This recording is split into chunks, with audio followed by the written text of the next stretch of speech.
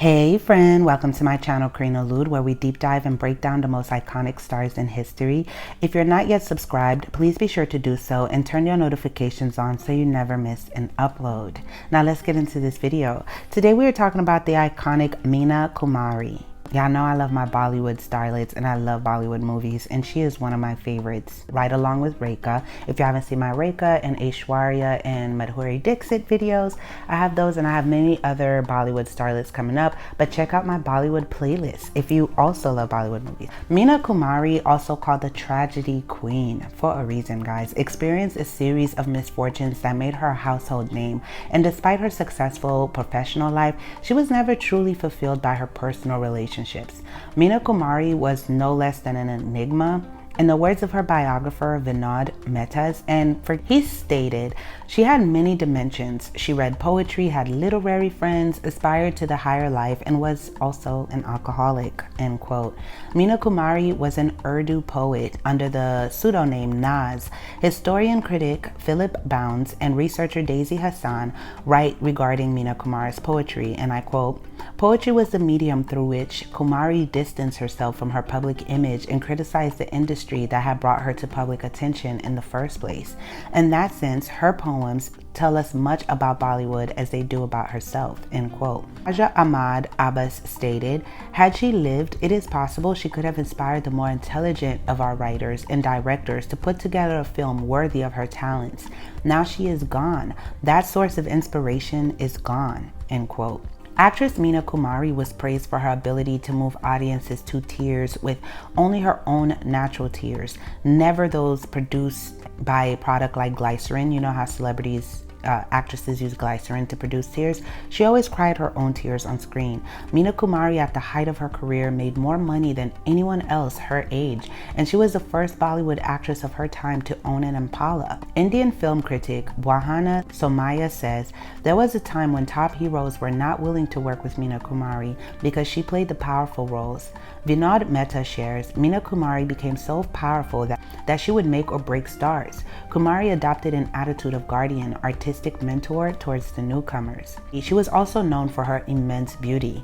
Dev Anand had this to say on Meena Kumari, "In her youth, her eyes emitted fire. She was stunning. Her complexion had a sensuous quality to it. When you saw her, you felt like grabbing her in your arms," end quote. Known as one of Bollywood's all-time best looking, there is a solid, time-tested reason why Meena Kumari is still held in high esteem as a beauty icon. Meena Kumari was an intensity machine who ran on the power of her eyes. Along with her signature nude lipstick and thick sculpted eyebrows, her signature makeup look was eyeliner in the lower lash line. She never went out of her way to accessorize with anything besides a mang tika or a nose pin. Now let's get into her very sad childhood. Do you know what the Meena Kumari complex is? Yeah, she had a complex named after her, and the Meena Kumari paradox? All of this started with her birth. Surprisingly, after Meena was born, her father did not have enough money to pay the doctor who delivered her, and guess what? Her father abandoned her on the doorsteps and walked away, but he had brought her home a couple of hours later. Her biographer stated, "I believe that moment remained in her subconscious mind. Here was a traumatized soul. She could not have been a happy person. Life had decided that she will suffer," end quote. Her father, Master Ali Boo, was a Sunni Muslim from Beira, now in Pakistan. He had performed in Parsi theater for many years, and he was also a harmonium player, poet, composer, and film actor. Meena Kumari's mother, Iqbal Begum, was a Christian who became Muslim after she married and also changed her name to Bratpati Devi. Meena was born on August 1st, 1933 in Bombay, and her father, like we said, desperately hoped to have a son, so this came as a terrible shock to him. Meena had two older sisters, both of whom she was the second daughter. Her father abandoned her at the orphanage because he could not afford to pay the doctor's fee for giving birth. A few hours later, however, he changed his mind and brought her back with him. Growing up, Kumari stated that she had no interest in acting and would rather go to school, but her parents still started promoting her to movie studios. Kumari played the female lead in Vijay Bhatt's Leatherface. Now, she started providing for her family shortly after the release of Leatherface in 1939. And mind you, she was born in 33, so 39, she was just like 4 years old. According to an interview Meena Kumari gave in 1962, she felt immense satisfaction from helping support her family since the age of 4. Kumari was admitted to a regular school, but her education was usually disrupted by the needs of her family's business. She was entirely self-educated. She never received any formal education beyond what she had gained through private tutoring, and more importantly, the pursuit of her own personal interests. She went on to star in so many successful films after and took over the film industry. Kind of remind me a lot of Rekha, seriously. Now, as far as her marriage, her first marriage, let's talk about that too, because that in itself was a tragedy. Kishore Kumar's brother introduced Meena Kumari to filmmaker Kamal Amrahi. Kamal later offered Meena a part in one of his films, but before the project could begin, Meena Kumari was involved in a terrible car accident on May 21st, 1951, and was hospitalized for a long time. She was depressed, and Kamal would pay her regular hospital visits. In fact, when they weren't supposed to meet, they'd write each other letters. Meena Kumari had to stay in the hospital for 4 months, and Kamal was her primary motivation and a happy diversion from her loneliness during that time.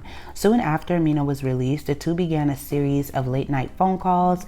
Kamal, who had signed Meena for Anarkali, was about to begin production when the producer suffered a major financial setback and the film was canceled. Meena Kumari, who was only 18 at the time, married Kamal Amrahi, who was 34, on February 14, 1952, in a secret nikah ceremony in the presence of Meena's sister Malika. Since Kamal Amrahi was already married and had 3 children from his first marriage, he and his new wife, Kumari, kept their union a secret from his family and the media. Meena's father suggested a divorce after the marriage news had leaked for a while. Ali Peter John, a journalist based out in Mumbai, Bombay then, had described in one of his writings, and I quote, "But Kamal Amrahi was never a good husband to her. She was also escorted everywhere she went by Bakar, Amrahi's friend who kept a close tab on her.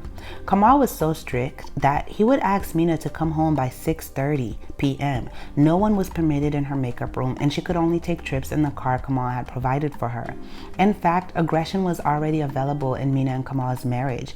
While researching Meena Kumari's biography, Vinod Mehta recalled reading about his encounter with Kamal in the news and his subsequent comments about her, saying, and I quote, "When her star started rising, his went down. I asked Kamal Amrahi if he indeed had hit her, as per many rumors. He completely denied it, saying that such a thing was totally against his upbringing. But 6 different people told me that there was physical violence in their relationship. Those were the days when Meena Kumari would come back, Rembrandt, till late at night," end quote. Meena Kumari had become miserable due to the excessive amount of rules, restrictions, and monitoring that had been placed on her. Finally, Meena Kumari and Kamal Amrahi separated in 1964. However, her sadness had already overcome her, and her doctor had suggested a small amount of brandy to be taken on occasion to aid in sleep. Meena Kumari, however, soon found that she was dependent on the medicine and began drinking heavily to cope with her symptoms. And I'm not gonna lie to you guys, in Haiti when I was growing up, they used to prescribe alcohol like it's nothing. It's something that they did because I kept reading. I could not believe it when I was going through her biography, so I had to research some more. That did a doctor really prescribe her brandy? But she suffered from insomnia and could not sleep, and they did used to use alcohol as a form of like sleep aid. And they did that in Haiti with like kids. If you pulled out a tooth, we used our barbacoa, which is our Haiti's national like alcohol. And you put a little bit of swig in your mouth to help the pain with losing your teeth or something like that with a kid, and people would drink to go to sleep a lot. So I don't find it too strange to believe, but the fact that a doctor prescribed it, it's really sad. And many journalists did speculate that they finally divorced because, you know, the age difference, she was very young, like she was 18 and he was 34, so the age difference was extremely a lot. And usually when older men marry young like that, they really like to, I didn't say that's the case for everyone, before you comment, that's not true for everybody, but in most cases when a young girl marries that young, because he was courting her before she was 18, and when they marry that young to someone who's that much older, closer to 40 than anything, when they court someone that much older, then they tend to be in a situation where there's a lot of control there. And I feel like that played a role in her heavy drinking, her depression. She was really being followed. She couldn't do anything without supervision. If he couldn't be around, he would hire other people to go and follow her also. And it's just a fear that someone more attractive or younger or with more money will come and swoop up their young hot thing that they have hidden away.